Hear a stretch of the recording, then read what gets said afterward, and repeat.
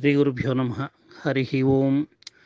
ఓం గణనాన్త్వా గణపతిగుం హవామహే కవిం కవీనాముపమశ్రవస్తమం జ్యేష్ఠరాజం బ్రహ్మణాం బ్రహ్మణస్పత ఆనశృణ్వన్నోతిభిः సీదసాదనం.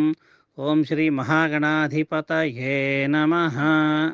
ఓం నమో వ్రాతపతయే నమో గణపతయే నమః ప్రమథపతయే నమస్తేస్తు లంబోదరాయ ఏకదంతాయ విఘ్ననాశినే శివసుతాయ శ్రీవరదమూర్తయే నమః.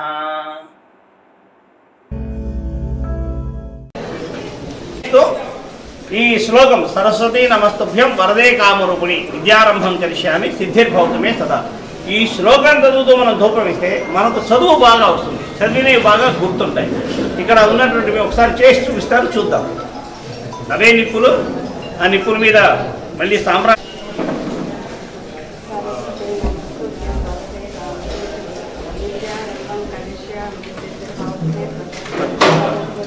పట్టుకొని తిప్పాలి. అది కూడా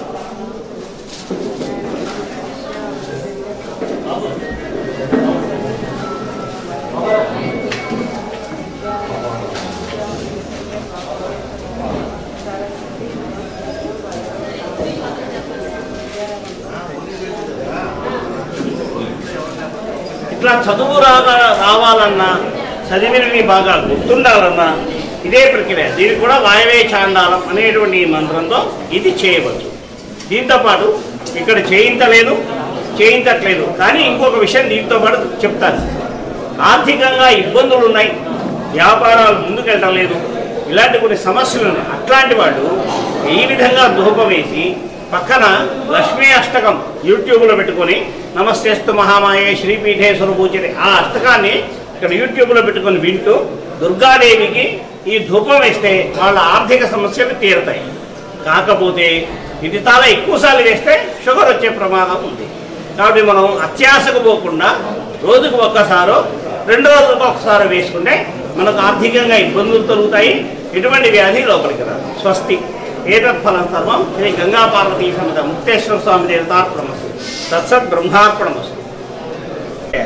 అయితే ఈ ప్రక్రియలు అన్నింటిలో ఉన్నటువంటి ఒక ముఖ్యమైన విషయం ఏమంటే, ఇంట్లో ఎవరైనా మహిళలు నెలసరి రోజుల్లో ఉంటే ఆ ఇంట్లో వాళ్ళు ఎవ్వరు కూడా ఈ ప్రక్రియలు చేయకూడదు. మిగిలిన వాళ్ళు, మగవాళ్ళు కానీ పిల్లలు కానీ ఎవ్వరూ ఈ ప్రక్రియలు చేయకూడదు.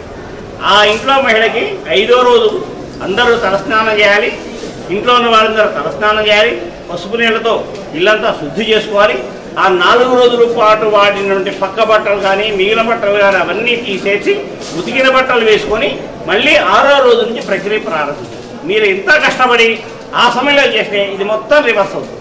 మనం ఊహించినటువంటి విపరీత పరిణామాలు మనకు వస్తాయి. ఈ నియమాన్ని మాత్రం